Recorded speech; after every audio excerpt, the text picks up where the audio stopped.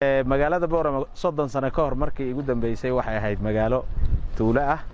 shalay markii aan beertii ayaan badan soo dhaafnay magaalada ku soo baxay aad baan ugu farxay magaalada Boorama oo aan mooday inaan meelo kamid ah Asia ama Europe aan soo galay goor cadceedu liiqa si dhigayso oo nalkoo dhow wada daaran yihiin iyo hoteelada aan ka yaabay ee geeska Afrika hoteelada ugu cajiibka badan oo ku yaala markaan arkay meeshii aan ku ogaa girgada iyo sandaqado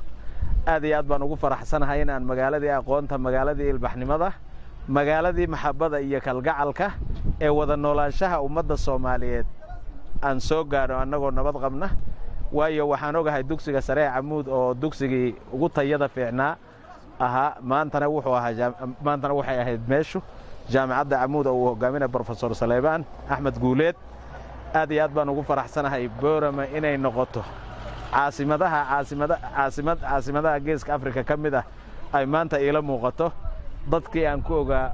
ilbaxnimada iyo aqoontuna sidii iyo si ka daran ay wax u barteen wax u fahmeen u dhisteen u dhaqmeen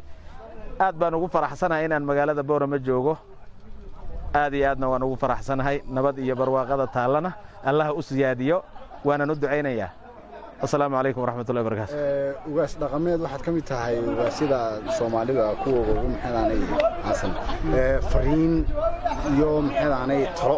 حد دوينه الرئة أوضل سينه. فرين يطلعوا عن دوينه الرئة أوضل سينه يا ونبت جليد أو هيستان أو سيات كيان كو أقون تويسير لبجباران من نمدا جي جو أتكيان أو آد غفر أتكادان ويا سومالي لان تير bay u yihiin udub dhaxaadnimadii oo ay sii adkeeyaan oo khilaaf waligood laguma aqoonin midnimo iyo isku duubni baa lagu yaqaanaa iyo ilbaxnimada iyo nabadaas dhalinyaradu inay aqoonta iyo waaya aragnimada iyo cilmiga ku darsadaan diiniyan iyo kobcin maskax iyo garaadkii sidii horeba loogu yaqiinay dadweynaha gobolka awdal jooga ama Boorama joogana waxaan leeyahay sidii ka fiicneed uu si koro mooyaan dib u noqonay. Wassalaamu calaykum waraxmatullahi